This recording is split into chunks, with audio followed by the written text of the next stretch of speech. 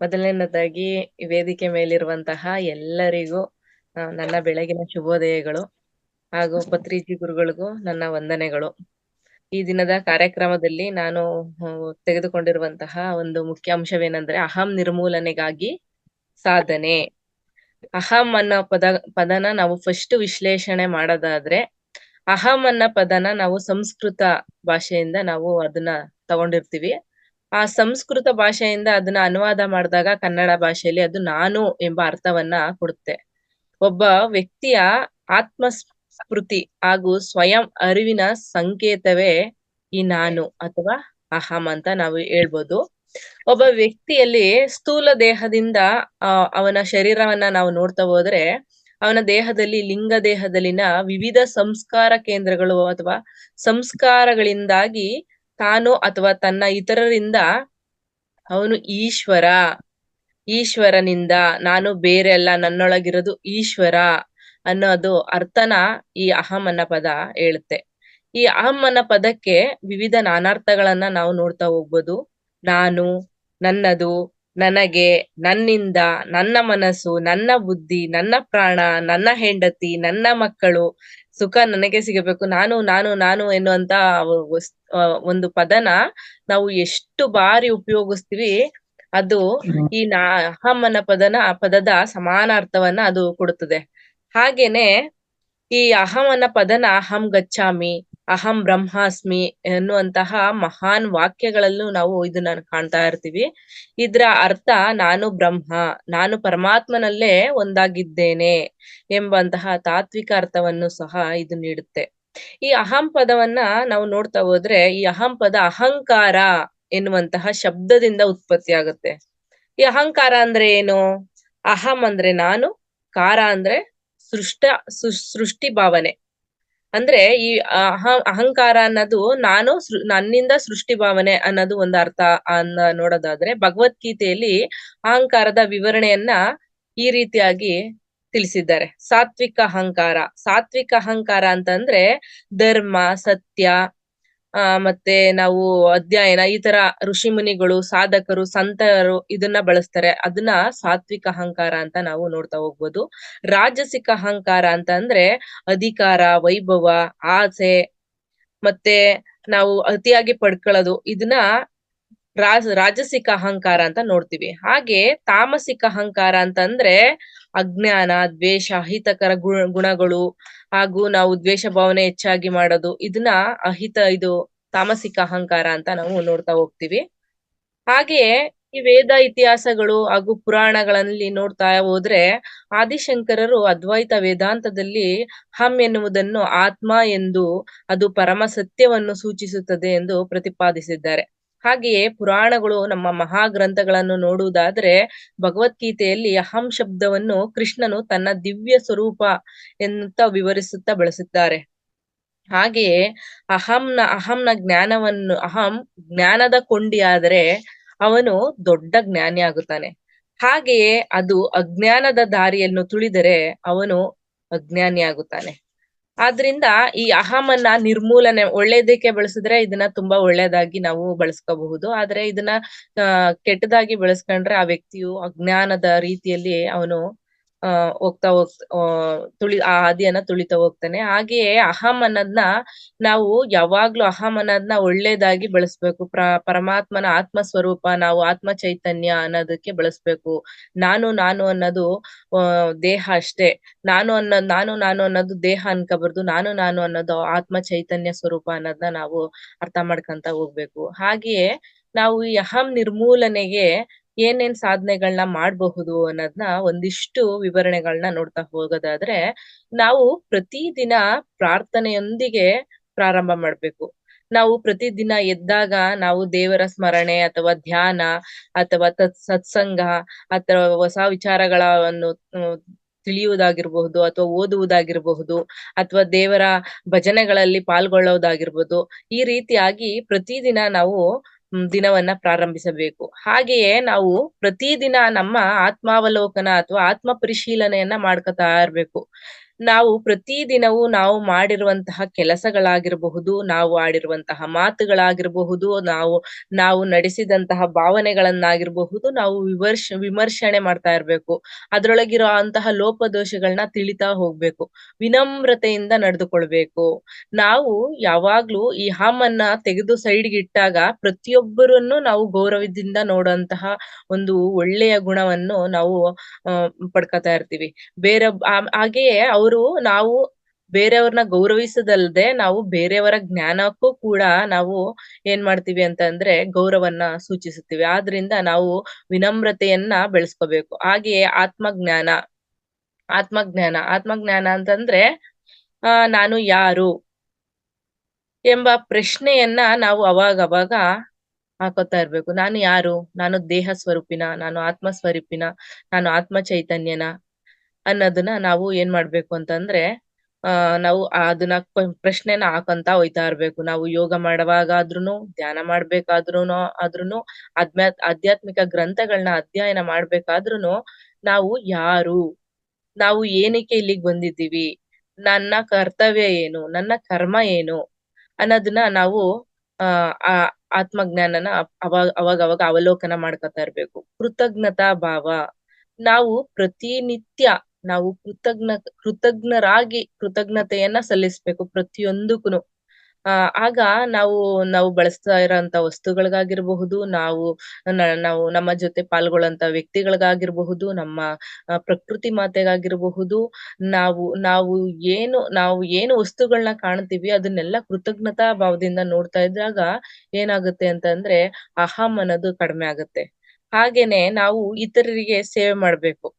ಇತರರಿಗೆ ಸೇವೆ ಮಾಡ್ಬೇಕು ಅಂತಂದ್ರೆ ಏನ್ ಮಾಡ್ಬೇಕು ಅಂತಂದ್ರೆ ನಾವು ಸೇವೆ ಮಾಡ್ಬೇಕಾದ್ರೆ ನಾವ್ ಏನ್ ಹೇಳ್ತಾರೆ ನಮ್ಮ ಹಿಂದಿನ ಪೌರಾಣಿಕ ಇದ್ರಲ್ಲಿ ಪರೋಪಕಾರಂ ಇದಂ ಶರೀರಂ ಅಂತ ಹೇಳ್ತಾರೆ. ಪರೋಪಕಾರ ಅಂದ್ರೆ ಕರ್ಮಗಳನ್ನ ನಾವು ಮಾಡಿದಾಗ ಅದ್ರೊಳಗೆ ಅಹಂಕಾರನ ತೋರ್ಬಾರ್ದು. ನಾವು ಮಾಡಿರೋಂತಹ ಸೇವೆ ಪರೋಕ್ಷವಾಗಿ ಆಗಿರಬಹುದು ಅಥವಾ ಸಹಾನುಭೂತಿಯಾಗಿ ಆಗಿರಬಹುದು. ನಾವು ಮಾಡುವಂತಹ ಸೇವೆಗಳಲ್ಲಿ ನಾವು ಏನು ಎಕ್ಸ್‌ಪೆಕ್ಟೇಷನ್ ಮಾಡ್ಬಾರ್ದು ಹಾಗೂ ನಾವು ಏನು ಅದ್ರಿಂದ ನಾವು ಏನ್ ಮಾಡ್ಬೋದು ಅಂತಂದ್ರೆ ಅದ್ರಿಂದ ನಾವು ಏನು ನಿರೀಕ್ಷಿಸಬಾರ್ದು. ನಿರೀಕ್ಷಿಸದಂತೆ ನಾವು ಸೇವೆಯನ್ನ ಮಾಡಿದಾಗ ಆ ಸೇವೆಗೆ ಪರಿಪೂರ್ಣವಾದಂತಹ ಅರ್ಥನ ನಾವು ನೋಡ್ಬಹುದು.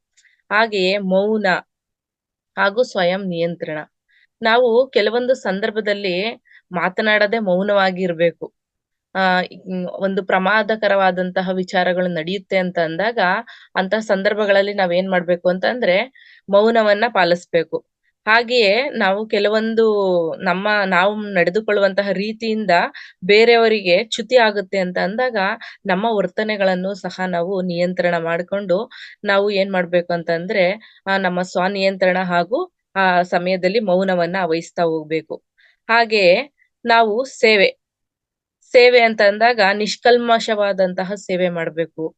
ಯಾರಿಗೆ ಆಗೋದಿಲ್ಲ, ಯಾರಿಗೆ ಬೇಡಿಕೆ ಇದೆ ಅಂತವರಿಗೆ ನಿಷ್ಕಲ್ಮಶವಾದಂತಹ ಸಹೃದಯದಿಂದ ನಾವು ಸೇವೆಗಳನ್ನ ಮಾಡ್ತಾ ಹೋಗೋದಾದ್ರೆ ನಮ್ಮಲ್ಲಿರುವಂತಹ ಅಹಮು ಸಂಪೂರ್ಣವಾಗಿ ನಾಶ ಆಗ್ತಾ ಹೋಗುತ್ತೆ. ಹಾಗೆಯೇ ಸರಳ ಜೀವನವನ್ನ ನಡೆಸುವುದು. ಆಡಂಬರದ ಅಥವಾ ಆಡಂಬರವಾಗಿ ಮತ್ತೆ ನಾವು ಬೇರೆಯವರಿಗೆ ತೋರಿಕೆ ರೀತಿಯಲ್ಲಿ ನಾವು ಜೀವನಗಳನ್ನ ನಡೆಸಬಾರ್ದು. ನಾವು ನಮ್ಮ ಮನಸ್ಸಿಗೆ ಒಪ್ಪುವ ಹಾಗೆ, ಪರಮಾತ್ಮನನ್ನ ಒಪ್ಪುವ ಹಾಗೆ ನಾವು ನಮ್ಮ ಸರಳ ಜೀವನವನ್ನ ನಡೆಸಬೇಕು. ಅಥವಾ ಬೇರೆಯವರು ನೋಡಿ ನಮ್ಮನ್ನ ಆಡ್ಕೊತಾರೆ ಅಂತನೋ, ಬೇರೆಯವ್ರನ್ನ ನೋಡಿ ನಾವು ಅವ್ರಿಗಿಂತ ನಾವು ಹೆಚ್ಚಾಗಿ ಬದುಕ್ತೀವಿ ಅಂತನೋ, ಇದನ್ನೆಲ್ಲ ನಾವು ಮನಸ್ಸಿನಲ್ಲಿ ಅನ್ಕೊಂಡಾಗ ಏನಾಗುತ್ತೆ ಅಂತಂದ್ರೆ ಅಹಂ ಅನ್ನಂತ ವರ್ತನೆ ಜಾಸ್ತಿ ಆಗುತ್ತದೆ. ಹಾಗೆಯೇ ಅಹಂಕಾರವನ್ನು ತೋರಿಸುವಂತಹ ಸಂದರ್ಭಗಳಲ್ಲಿ ನಾವು ತಾಳ್ಮೆಯಾಗಿರ್ಬೇಕು. ಕೆಲವೊಂದ್ ಸತಿ ಏನೋ ಒಂದು ಘಟನೆಗಳು ಅಥವಾ ಕಾರ್ಯಗಳು ನಡೀತಾ ಇರುತ್ತೆ. ಆಗ ಏನಾಗುತ್ತೆ ಅಂತಂದ್ರೆ ನನ್ನಿಂದ ನಾನ್ ಮಾಡ್ದೆ, ನನ್ನಿಂದ ಇದೆಲ್ಲ ನಡೀತಾ ಇದೆ. ನಾನಿಲ್ಲ ಅಂದ್ರೆ ಇದು ನಡೀತಾನೆ ಇರ್ಲಿಲ್ಲ. ಆ ತರದ್ದು ವರ್ತನೆಗಳನ್ನ ಯಾವಾಗ್ಲೂನು ಬದಿಗೊತ್ತಿಡ್ಬೇಕು. ಏನೋ ಒಂದು ಕರ್ತವ್ಯ ಅಥವಾ ಒಂದು ಕಾರ್ಯ ನಡೀತಾ ಇದೆ ಅಂತಂದ್ರೆ ಅದು ನನ್ ಮೂಲಕ ಪರಮಾತ್ಮನು ಪ್ರತಿಬಿಂಬಿಸ್ತಾ ಇದ್ದಾನೆ ಅಥವಾ ಮುನ್ನಡೆಸ್ತಾ ಇದ್ದಾನೆ ಅನ್ನಂತಹ ಒಂದು ವಿಚಾರವನ್ನ ಮನಸ್ಸಿನಲ್ಲಿ ಇಟ್ಕೊಂಡಾಗ ಅಹಂ ಅನ್ನೋದನ್ನ ನಾವು ಮತ್ತೆ ಬದಿಗಿಡ್ಬೋದು. ಹಾಗೆಯೇ ಆತ್ಮ ಪರಿಶೀಲನೆ ಮತ್ತು ಸ್ವಯಂ ಜ್ಞಾನ. ನಾವು ಪ್ರತಿನಿತ್ಯ ನಾವು ಒಂದು ಪ್ರಶ್ನೆ ಕೇಳ್ಕೋಬೇಕು. ನಾನ್ ಯಾರು? ನನ್ನ ಅಸ್ತಿತ್ವದ ಮೂಲ ಏನು? ಅನ್ನೋದನ್ನ ನಾವು ಆತ್ಮ ಪರಿಶೀಲನೆ ಮಾಡ್ಕೊತಾ ಇದ್ದಾಗ ನಮ್ಮ ಇಂದ್ರಿಯಗಳು ಹಾಗೂ ಮನಸ್ಸು, ಆಲೋಚನೆಗಳು ಎಲ್ಲ ನಮ್ಮ ಕಣ್ಮುಂದ್ಗಡೆ ಏನಪ್ಪಾ ಅಂತಂದ್ರೆ ನಮ್ಮ ಆಲೋಚನೆ ಶಕ್ತಿಗೆ ಅದು ಹತ್ತಿರ ಆಗ್ತಾ ಹೋಗ್ತದೆ.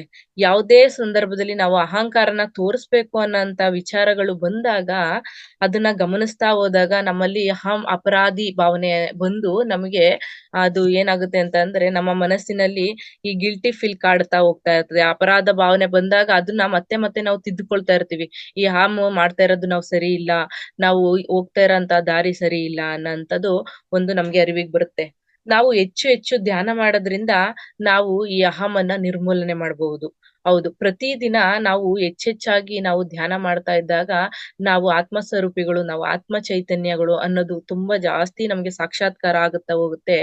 ಧ್ಯಾನ ಮಾಡೋದ್ರಿಂದ ಏನಾಗುತ್ತೆ ಅಂತಂದ್ರೆ, ನಮಗೆ ಬರೀ ಕೇವಲ ಉಸಿರಿನ ಮೂಲಕ ಉಸಿರನ್ನು ದ್ರಿಂದ ನಮ್ಮ ಇತರ ಆಲೋಚನೆಗಳು ಶೂನ್ಯವಾಗೋದ್ರಿಂದ ನಮ್ಮ ಧ್ಯಾನ ಸ್ಥಿತಿಯಲ್ಲಿ ನಾವು ಅಹಮನ ಸಂಪೂರ್ಣವಾಗಿ ಅದನ್ನ ಬದಿಗೊತ್ತಿ ನಮ್ಮ ಇಂದ್ರಿಯಗಳನ್ನ ನಾವು ನಿಯಂತ್ರಣಕ್ಕೆ ತಗೋಬಹುದು. ಆಗ ನಾವು ಈ ಅಹಂಕಾರವನ್ನು ಕಡಿಮೆ ಮಾಡಿ ನಮ್ಮ ಆ ಮಾತುಗಳಲ್ಲೂ ಸಹ ಒಂದು ಸಹೃದಯ ಭಾವ ಇರುತ್ತೆ. ನಾವು ಯಾರಿಗಾದ್ರೂನು ಮಾತಾಡ್ಬೇಕಿದ್ರೆ ನಾವು ನಮ್ಮ ಮಾತಿನಿಂದ ಅಹಂಕಾರದಿಂದ ನಮ್ಮ ಮಾತುಗಳು ಬರೋದು ತುಂಬಾ ಏನಾಗುತ್ತೆ ಸಾಫ್ಟ್ ನೇಚರ್ ಆಗಿ ಅದು ಬೇರೆಯವ್ರಿಗೆ ಏನಪ್ಪಾ ಅಂತಂದ್ರೆ ನೋವಾಗ್ದೇ ಇರೋ ರೀತಿ ಅದನ್ನ ಮಾಡುತ್ತೆ. ಹಾಗೆಯೇ ಸಮತತ್ವ ಹಾಗೂ ಯಶಸ್ಸು ಅಪಜಯವನ್ನು ಸಮನಾಗಿ ನಾವು ನೋಡೋದು. ನಾವು ಯಾವುದೇ ಒಂದು ವಿಚಾರದಲ್ಲಿ ಅಹಮನ್ನ ಬದಿಗೊತ್ತಿಟ್ಟಾಗ ನಮಗೆ ಯಶಸ್ಸು ಬಂದ್ರೂ ಒಂದೇ ತರ ಇರ್ತದೆ. ಆಮೇಲೆ ಅಪಜಯ ಬಂದ್ರೂ ಒಂದೇ ತರ ಇರ್ತದೆ. ಯಾರಾದ್ರೂ ಹೊಗಳಿದ್ರು ಒಂದೇ ತರ ಇರ್ತದೆ. ಯಾರಾದ್ರೂ ತೆಗಳಿದ್ರು ಒಂದೇ ಇರ್ತದೆ. ಯಾಕೆ ಅಂತಂದ್ರೆ ಅಹಂ ಅನ್ನೋದಲ್ಲಿ ಇಲ್ಲ ಅಂತ ಅಂದಾಗ ನೀನು ತುಂಬಾ ಚೆನ್ನಾಗಿದ್ಯಾ ಅಂತ ಅಂದ್ರು ಒಂದೇ ವರ್ತನೆ ಇರುತ್ತೆ. ನೀನ್ ತುಂಬಾ ಚೆನ್ನಾಗಿಲ್ಲ ಅಂದ್ರು ಒಂದೇ ವರ್ತನೆ ಇರ್ತದೆ. ನೀನು ಆ ಸಾಧನೆ ಮಾಡಿದ್ಯಾ, ನೀನು ತುಂಬಾ ಹೆಮ್ಮೆ ಪಡ್ಬೇಕು ಅಂದ್ರುನು ಒಂದೇ ತರ ಮನಸ್ಥಿತಿ ಇರುತ್ತೆ. ಅಥವಾ ನೀನು ಏನೂ ಮಾಡ್ತಾನೆ ಇಲ್ಲ, ನೀನ್ ಮಾಡ್ತಾ ಇರೋದ್ರೊಳಗೆಲ್ಲ ಬರೀ ತಪ್ಪೇ ಇದೆ ಅಂತ ಹೇಳ್ದಾಗ್ಲೂ ನಾವು ಅದನ್ನ ಏನು ಒಂದೇ ತರ ಮನಸ್ಥಿತಿಯಿಂದ ತಗೋತೀವಿ. ಅದೇ ನಾವು ಅಹಂ ಅನ್ನೋಂತ ಮನಸ್ಥಿತಿಯನ್ನ ಇಟ್ಕೊಂಡಾಗ ಏನಾಗುತ್ತೆ ಅಂತ ಅಂದ್ರೆ, ಅಹಂ ಅಂತ ಅಂದಾಗ ನಾವು ಅದಕ್ಕೆ ಪ್ರತಿರೋಧ ವ್ಯಕ್ತಪಡಿಸೋದಾಗಿರ್ಬೋದು, ಪ್ರತಿಯುತ್ತರ ಕೊಡ್ಬೋದಾಗಿರ್ಬೋದು, ಅಥವಾ ಬೇರೆಯವ್ರನ್ನ ಮನಸ್ಸನ್ನ ನೋಯಿಸೋದಾಗಿರ್ಬೋದು, ಚ್ಯುತಿ ಮಾಡೋದಾಗಿರ್ಬೋದು, ಇದೆಲ್ಲ ಇದೆಲ್ಲ ಹೆಚ್ಚಾಗಿ ಕಾಡ್ತಾ ಇರ್ತದೆ. ಹಾಗೆಯೇ ನಾವು ಆಧ್ಯಾತ್ಮಿಕ ಗ್ರಂಥಗಳನ್ನ ಹೆಚ್ಚು ಹೆಚ್ಚು ಓದೋದು.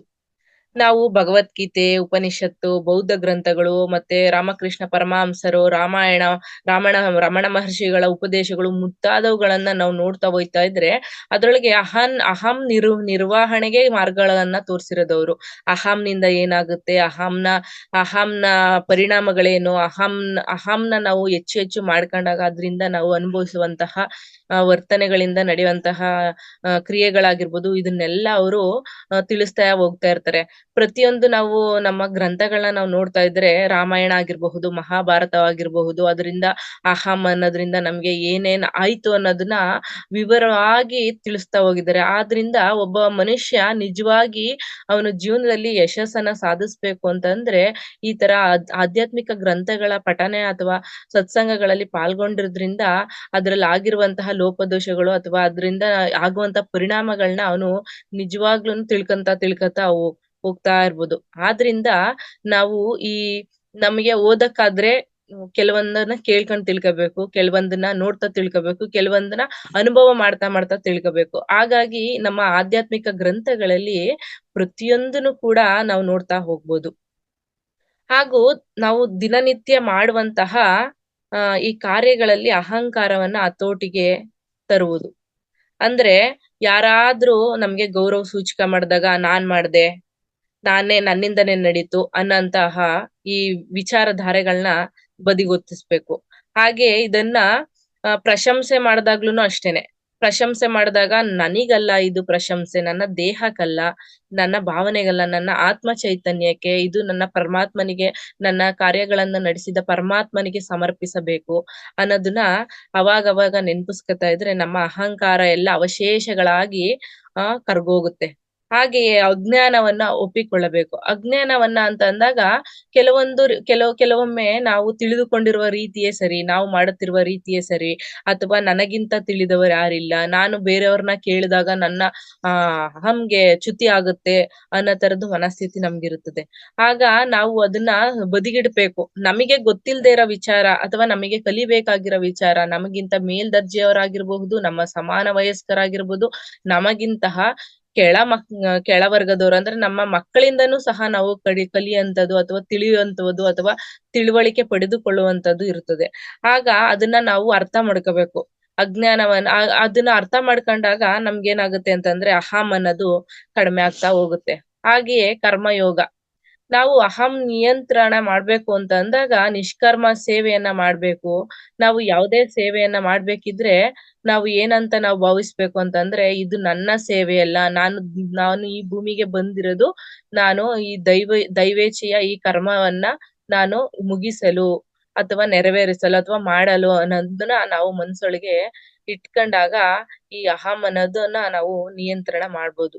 ಹಾಗೆಯೇ ನಾವು ಯಾವುದೇ ಲಾಭಕ್ಕಾಗಿ ಅಥವಾ ಗೌರವಕ್ಕಾಗಿ ನಾವು ಈ ಸೇವೆಯನ್ನ ಮಾಡಬಾರ್ದು.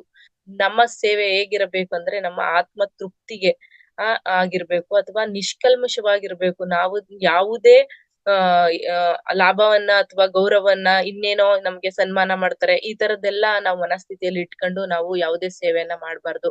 ನಮ್ಮ ಸೇವೆ ಅಂತ ಅಂದ್ರೆ ನಾವು ಮಾಡಿರುವಂತಹ ಸೇವೆ 4 ಜನಕ್ಕೆ ತಲುಪುವ ತರ ಇರ್ಬೇಕು. ಅವರ ಮನಸ್ಸು ಒಪ್ಪುವ ತರ ಇರ್ಬೇಕು. ಹಾಗೆಯೇ ನಾನು ಮಾಡಿದ್ದೇನೆ ಎಂಬುದನ್ನ ಬಿಟ್ಟು ಬಿಡಬೇಕು. ನಾನ್ ಮಾಡ್ದೆ, ನನ್ನ ಅಲ್ಲಿ ಕರ್ದಿದ್ರು ಆ ಕೆಲ್ಸ ಮಾಡ್ದೆ, ಇವ್ರಿಗ್ ಸೇವೆ ಮಾಡ್ದೆ, ಅದನ್ ಮಾಡ್ದೆ, ಇದನ್ ಮಾಡ್ದೆ ಅನ್ನೋದನ್ನ ಬಿಟ್ಬಿಡ್ಬೇಕು. ನಾವ್ ಏನಾದ್ರೂ ಒಂದು ಸೇವೆಯನ್ನ ಮಾಡ್ತಾ ಇದೀವಿ ಅಂದ್ರೆ ಇದನ್ನ ನಾವು ದೇವರಿಗೆ ಸಮರ್ಪಣೆ ಮಾಡ್ತಾ ಇದೀವಿ. ಇದು ನಮ್ಮ ಸಮಾಜದ ಕಾರ್ಯ ಅಂತ ಭಾವಿಸ್ತಾ ನಾವು ಸೇವೆಗಳನ್ನ ಮಾಡ್ತಾ ಇರ್ಬೇಕು. ಹಾಗೆಯೇ ಅಹಂಕಾರದ ಕೌಶಲ್ಯಗಳನ್ನ ಕಂಡುಹಿಡಿಯುವುದು. ಅಹಂಕಾರದ ಕೌಶಲ್ಯಗಳು ಅಂತಂದ್ರೆ ಈಗೋ ಟ್ರಿಗರ್ನೆಸ್ ಅಂತಂದ್ರೆ ನಮ್ಗೆ ಈಗೋ ಟಚ್ ಆಗ್ತಾ ಇರ್ತದೆ. ನಾವು ಕೆಲವೊಂದು ಕೆಲ್ಸಗಳನ್ನ ಮಾಡ್ಬೇಕಾದ್ರೆ ಅಥವಾ ಕೆಲವು ಸಂಬಂಧಗಳನ್ನ ಬೆಳೆಸ್ಬೇಕಾದ್ರೆ ಅಥವಾ ಕೆಲವು ವ್ಯಕ್ತಿಗಳನ್ನ ಮಾತಾಡ್ಸ್ಬೇಕಾದ್ರೆ ನಮ್ಗೆ ಈಗೋ ಟ್ರಿಗರ್ನೆಸ್ ಅಂತ ಆಗುತ್ತೆ. ಈಗೋ ಅನ್ನೋದು ಅಡ್ಡಿ ಬರ್ತಾ ಇರ್ತದೆ. ಅದನ್ನ ಬಿಡ್ಬೇಕು. ಎಲ್ಲರೂ ನಮ್ಮವ್ರೆ, ಎಲ್ಲರೂ ಸಮಾನರೇ, ಎಲ್ಲರೂ ನಮ್ ಜೊತೆನೆ ಚೆನ್ನಾಗಿರೋವ್ರೆ ಅಂತ ಹೇಳಿ ಎಲ್ಲಾ ವಿಚಾರಗಳಲ್ಲಿ ನಾವು ಈ ಅಹಮನ್ನ ಸೈಡ್‌ಗೆ ಇಟ್ಟಾಗ ಆ ಈಗೋ ಅನ್ನೋದ್ ಬರೋದಿಲ್ಲ. ನಾವು ದೊಡ್ಡವರಾಗ್ಲಿ, ಚಿಕ್ಕವರಾಗ್ಲಿ, ಅಧಿಕಾರಿಗಳಾಗ್ಲಿ ಅಥವಾ ಕಡು ಬಡವರಾಗ್ಲಿ ಅಥವಾ ಶ್ರೀಮಂತರಾಗ್ಲಿ ಅವ್ರನ್ನೆಲ್ಲಾರ್ನು ಕೂಡ ನಾವ್ ಏನ್ ಮಾಡ್ತೀವಿ ಒಂದೇ ಸಮನಾದ ರೀತಿಯಲ್ಲಿ ನಾವು ಸ್ವೀಕರಿಸ್ತೀವಿ ಅಥವಾ ಮಾತಾಡಿಸ್ತೀವಿ ಈ ತರ. ಆ ಈಗೋ ಅನ್ನೋದು ನಮ್ಗೆ ಅಡ್ಡ ಬರೋದಿಲ್ಲ. ಆ ಸಂದರ್ಭದಲ್ಲಿ ನಾವೇನ್ ಅನ್ಕೋಬೇಕು ಅಂತಂದ್ರೆ ಪ್ರಜ್ಞಾಪೂರ್ವಕವಾದ ಸಹಾನುಭೂತಿ, ಶಾಂತಿ, ಈ ತಾಳ್ಮೆ ಇದನ್ನೆಲ್ಲಾ ನಮ್ಗೆ ಬರುತ್ತೆ. ಆ ಈಗೋನೆಸ್ ಅನ್ನನ್ನ ಸೈಡ್‌ಗಿಟ್ಟಾಗ ನಾವು ಪಡ್ಕೋಬಹುದು. ಹಾಗೆಯೇ ಸಮತತ್ವ ಭಾವ ಹಾಗೂ ಅನುಗ್ರಹ ಭಾವ. ಯಶಸ್ವಿ ಬಂದ ತಕ್ಷಣನೇ ಗರ್ವ ಪಡೋದು. ನಾವು ಈಗ ಏನೋ ಒಂದು ಯಾವ್ದೋ ಒಂದ್ ಲೆವೆಲ್ ಅಲ್ಲಿ ಇರ್ತೀವಿ. ನಮ್ಗೇನೋ ಒಂದು ಯಶಸ್ವಿ ಬಂದ್ಬಿಡ್ತು. ನಾಳೆನೆ ನಾನು ಮುಖ್ಯಮಂತ್ರಿ ಆಗ್ಬಿಟ್ಟೆ ಅಂತಂದಾಗ ನನ್ನ ವರ್ತನೆನ ಬದಲಾಯಿಸ್ಕೊಬಿಡೋದು. ನಾನು ಏನು ನಾನು ದೊಡ್ಡ ಹುದ್ದೆಯಲ್ಲಿದ್ದೀನಿ. ನಾನ್ ಯಾಕೆ ಎಲ್ಲಾರ್ ಜೊತೆ ಬೆರಿಬೇಕು? ನಾನ್ ಯಾಕೆ ಎಲ್ಲಾರ್ನು ಮಾತಾಡ್ಸ್ಬೇಕು? ನಾನ್ ದೊಡ್ಡ ಅಧಿಕಾರದಲ್ಲಿ ಇದನ್ನ ಬಿಡ್ಬೇಕು. ಈ ಈಗೋನೆಸ್ ಅಥವಾ ನಮ್ಮ ಅಹಂ ಅನ್ನೋದು ನಮ್ಗೆ ಇಲ್ಲ ಅಂತ ಅಂದಾಗ ಅವನು ದೊಡ್ಡ ಹುದ್ದೆಯಲ್ಲಿರ್ಲಿ, ತುಂಬಾ ಚಿಕ್ಕ ಹುದ್ದೆಯಲ್ಲಿರ್ಲಿ ಅವರು ಒಂದೇ ಸಮನಾದಂತಹ ಮನಸ್ಥಿತಿಯನ್ನ ಹೊಂದಿರ್ತಾರೆ. ಹಾಗೆ ಅವರು ಎರಡನ್ನೂ ಸಹ ಒಂದೇ ಮನಸ್ಥಿತಿಯಲ್ಲಿ ತಗೋತಾರೆ. ಈಗ ಯಶಸ್ಸಾದ್ರೂನು ಅಷ್ಟೇ ಅಥವಾ ಅವರು ಇದು ಅಪಜಯ ಅಂತಂದ್ರೆ ಅವರು ಯಶಸ್ಸು ಇಲ್ದೇ ಆದ್ರೂನು ಒಂದೇ ಮನಸ್ಥಿತಿಯಲ್ಲಿ ಇರ್ತಾರೆ. ಹಾಗೆಯೇ ಕೆಲವೊಂದ್ಸರಿ ನಮ್ಮನ್ನ ಹೊಗಳಿದವ್ರನ್ನ ನಾವು ತುಂಬಾ ಆತ್ಮೀಯರನ್ನಾಗಿ ನೋಡೋದು ಅಥವಾ ನಮ್ಮ ತೆಗಳಿದವರನ್ನಾದ್ರೂ ನಾವು ಏನ್ ಮಾಡ್ತೀವಿ ಅವ್ರನ್ನ ದ್ವೇಷ ಮಾಡೋದಾಗಿರ್ಬೋದು. ಇದನ್ ಮಾಡ್ತಾ ಇರ್ತೀವಿ. ಅದು ತಪ್ಪು. ನಮ್ಮ ಹೊಗಳವ್ರು, ನಮ್ಮ ತೆಗಳವ್ರು ಅವರ ಆತ್ಮ ಸ್ವರೂಪ, ಆತ್ಮಸ್ಥಿತಿಯನ್ನ ನೋಡ್ಬೇಕು. ಈಗ ನಮ್ಮನ್ನ ಹೊಗಳಿದ್ರು ಅಂತ ಅಂದ್ರೆ ಅವರು ನಮ್ಮ ಆತ್ಮೀಯರಲ್ಲ. ನಮ್ಮ ತೆಗಳಿದ್ರು ಅಂತ ಅಂದ್ರೆ ಅವರು ನಮ್ಮ ದ್ವೇಷಿಗಳಲ್ಲ. ಅಲ್ಲಿ ಏನು ವಿಚಾರಗಳು ಅಥವಾ ಏನು ಸತ್ಯತೆಗಳಿದೆ ಅನ್ನೋದನ್ನ ನಾವು ಅರ್ಥ ಮಾಡ್ಕೊಂಡು ನಾವು ಮುಂದೆ ಹೋಗ್ಬೇಕು. ಮತ್ತೆ ನಾವು ಮುಂದೆ ಹೋಗ್ಬೇಕು ಅಥವಾ ಆ ತರ ಯೋಚನೆ ಮಾಡ್ತೀವಿ ಅಂತಂದ್ರೆ ಅಲ್ಲಿ ನಮ್ಮ ಅಹಂ ಅನ್ನೋದು ನಾವು ಬದಿಗೆ ಎತ್ತಿಟ್ಟಿರ್ಬೇಕು. ಹಾಗೆ ಧರ್ಮಶಾಸ್ತ್ರಗಳು ಹಾಗೂ ಆಧ್ಯಾತ್ಮಿಕ ಚಿಂತನೆಗಳಲ್ಲಿ ಹೆಚ್ಚು ಹೆಚ್ಚು ನಾವು ನಮ್ಮತನವನ್ನ ನಾವು ಅಲ್ಲಿ ತೊಡಗಿಸ್ಕೊತಾ ಇರ್ಬೇಕು. ನಾವು ಮೊದ್ಲೇ ಹೇಳ್ದಂಗೆ ಭಗವದ್ಗೀತೆ ಅಥವಾ ಬೌದ್ಧ ಪುರಾಣ, ರಾಮಕೃಷ್ಣ ಪರಮಹಂಸ, ಶ್ರೀರಾಮಾಯಣ ಈ ತರ ನಮ್ಮಲ್ಲಿ ಸಾಕಷ್ಟು ಮಹಾನ್ ಗ್ರಂಥಗಳಿವೆ. ಅದ್ರಲ್ಲೆಲ್ಲ ಏನಂತ ವಿಚಾರ ಇದೆ ಅಂತ ಅಂದ್ರೆ ಅದೆಲ್ಲ ನಮ್ಮನ್ನ ಸಂಘರ್ಷಣ ಹಾದಿಗೆ ಕರ್ಕೊಂಡ್ ಹೋಗೋಂತ ವಿಚಾರಗಳಲ್ಲ. ಅದೆಲ್ಲ ಶಾಂತಿ ಕೊಡುವಂತಹ ಪುಸ್ತಕಗಳು. ಅದು ನಮ್ಮ ಜೀವನವನ್ನ ಉನ್ನತ ಮಟ್ಟಕ್ಕೆ ಕೊಂಡೊಯ್ಯುವಂತಹ ಪುಸ್ತಕಗಳು. ನಾವು ಸಾಧ್ಯವಾದಲ್ಲಿ ಪ್ರತಿನಿತ್ಯ ಯಾವುದಾದರೂ ಒಂದು ಪುಸ್ತಕಗಳನ್ನ ಸ್ವಾಧ್ಯಾಯ ಮಾಡೋದಾಗಿರ್ಬೋದು, ಅದನ್ನ ಮನನ ಮಾಡಿರಬಹುದು ಆಗಿರ್ಬೋದು, ಅದನ್ನ ಬೇರೆಯವರಿಗೆ ಹೇಳೋದಾಗಿರ್ಬೋದು. ಇದನ್ನ ಮಾಡ್ತಾ ಹೋದಾಗ ನಮ್ಮ ಅಹಂ ಅನ್ನೋದು ತಾನೇ ಹೊರಟೋಗ್ಬಿಡುತ್ತೆ. ಆಗ ನಮಗೆ ಅಹಂ ಅನ್ನೋಂತ ವಿಚಾರನೇ ನಮ್ಮ ಮನಸ್ಥಿತಿಗೆ ಬರೋದಿಲ್ಲ. ಕೊನೆ ಲಾಸ್ಟಾಗಿ ಸತ್ಯವನ್ನು ಸ್ವೀಕರಿಸುವುದು ಹಾಗೂ ನೀವು ಶಾಶ್ವತ ವ್ಯಕ್ತಿಯಲ್ಲ ಎಂಬುದನ್ನ ನಮ್ಮ ಮನಸ್ಸಿನ ಅರಿವಿಗೆ ತರುವುದು. ಹೌದು, ಸತ್ಯನ ನಾವು ಸ್ವೀಕರಣೆ ಮಾಡ್ಬೇಕು. ನಾನು ದೇಹ, ನನಗೆ ದೇಹ ದೊರಕಿದೆ, ನನಗೆ ಹಣ ದೊರಕಿದೆ, ನಾನು ಐಭೋಗದಲ್ಲಿದ್ದೇನೆ, ನಾನು ಐಶ್ವರ್ಯ ಸ್ಥಿತಿಯಲ್ಲಿದ್ದೇನೆ, ನಾನು ಶ್ರೀಮಂತನಾಗಿದ್ದೇನೆ, ನಾನು ಸುಂದರವಾಗಿದ್ದೇನೆ, ನಾನು ಕುರೂಪಿಯಾಗಿದ್ದೇನೆ.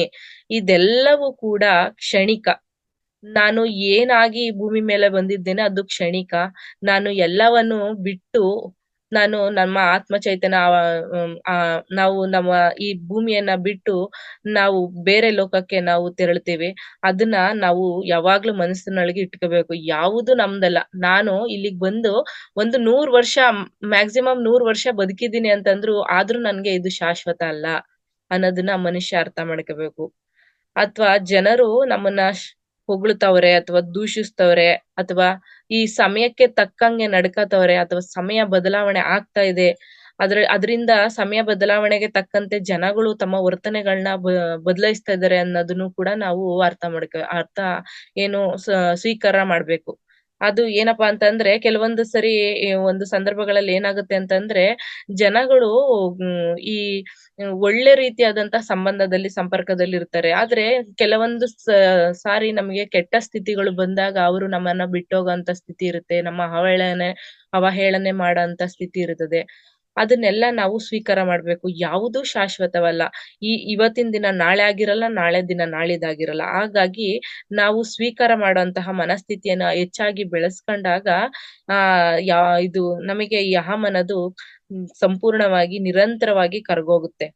ಹಾಗೆ ಪ್ರತಿದಿನ ನಮಗೆ ಲಭ್ಯವಿರುವುದೆಲ್ಲ ತಾತ್ಕಾಲಿಕ ಎಂದು ಚಿಂತನೆ ಮಾಡಿ ಅಹಂ ಅದನ್ನ ಚಿಂತನೆ ಮಾಡ್ತಾ ಇದ್ರೆ ನಮ್ಗೆ ಇವತ್ ಸಿಕ್ಕಿದೆ, ಅದು ನಾಳೆನೂ ಸಿಗುತ್ತೆ ಅನ್ನೋದು ನಿಜ ಅಲ್ಲ. ನಾಳಿದ್ದು ಸಿಗಲ್ಲ ಅನ್ನೋದು ನಿಜ ಅಲ್ಲ. ಇವತ್ತು ಏನ್ ಸಿಕ್ಕಿರುತ್ತೆ ಅದನ್ನ ನಾವು ಸಂತೋಷವಾಗಿ ಅನುಭವಿಸ್ಬೇಕು. ಅದು ಕಷ್ಟನೇ ಆಗಿರ್ಬಹುದು ಅಥವಾ ಸುಖನೇ ಆಗಿರ್ಬಹುದು ಅಥವಾ ಒಳ್ಳೆಯದೇ ಆಗಿರ್ಬೋದು ಅಥವಾ ಕೆಟ್ಟದೇ ಆಗಿರ್ಬೋದು. ಅದನ್ನ ನಾವು ಅನುಭವಿಸ್ತಾ ಹೋದಾಗ ನಮ್ಮಲ್ಲಿ ಅಹಂ ಸ್ಥಿತಿ ಅನ್ನೋದು ಸಂಪೂರ್ಣವಾಗಿ ನಾಶ ಆಗ್ತಾ ಇರ್ತದೆ. ಹಾಗೆಯೇ ನಾವು ನಿರಂತರವಾಗಿ ಇದನ್ನೆಲ್ಲ ಆಲೋಚನೆ ಮಾಡ್ತಾ ಇರ್ಬೇಕು. ಹಾಗೆ ಅಭ್ಯಾಸ ಮಾಡ್ತಾ ಇರ್ಬೇಕು. ಆಗ ನಮ್ಮಲ್ಲಿ ಅಹಂ ಅನ್ನೋದು ನಿಧಾನವಾಗಿ ಅದು ಕರ್ಗೋಗುತ್ತೆ. ಈ ವಿಧಾನಗಳನ್ನು ಆರಂಭಿಸಲು ಬಯಸಿದರೆ ಈ ಅನುಭವದಲ್ಲಿ ಅಹಮನ್ನು ತೊಡೆದು ಹಾಕುವುದು ಕಷ್ಟ ಸಾಧ್ಯವೇ ಇಲ್ಲ. ಅಂದ್ರೆ ನಾವು ಈ ಹೇಳಿದಂತಹ ಎಲ್ಲಾ ಪಾಯಿಂಟ್ಸ್ ಗಳನ್ನ ನಾವು ಪ್ರತಿನಿತ್ಯ ಮನನ ಮಾಡ್ಕೊತಾ ಇದ್ರೆ ಅಥವಾ ಅದನ್ನ ಮನಸ್ಸಿನಲ್ಲಿ ನಾವು ತಂದ್ಕೋತಾ ಇದ್ರೆ ಈ ಅಹಂ ಅನ್ನೋದನ್ನ ನಾವು ತೊಡೆದಾಕ್ಬೋದು. ಹಂಗಾಗಿ ಈ ಅಹಂ ನಿರ್ಮೂಲನೆ ಸಾಧನೆಗಾಗಿ ಇಷ್ಟು ಕ್ರಮಗಳನ್ನ ನಾವು ಅನುಸರಿಸಬಹುದು. ಇಷ್ಟು ಮಾತನಾಡಲು ಅಥವಾ ಇಷ್ಟು ಕೇಳಲು ಅವಕಾಶ ಮಾಡಿಕೊಟ್ಟಂತಹ ಎಲ್ಲರಿಗೂ ಅನಂತ ಪೂರ್ವಕವಾದ ಧನ್ಯವಾದಗಳು. Thank you.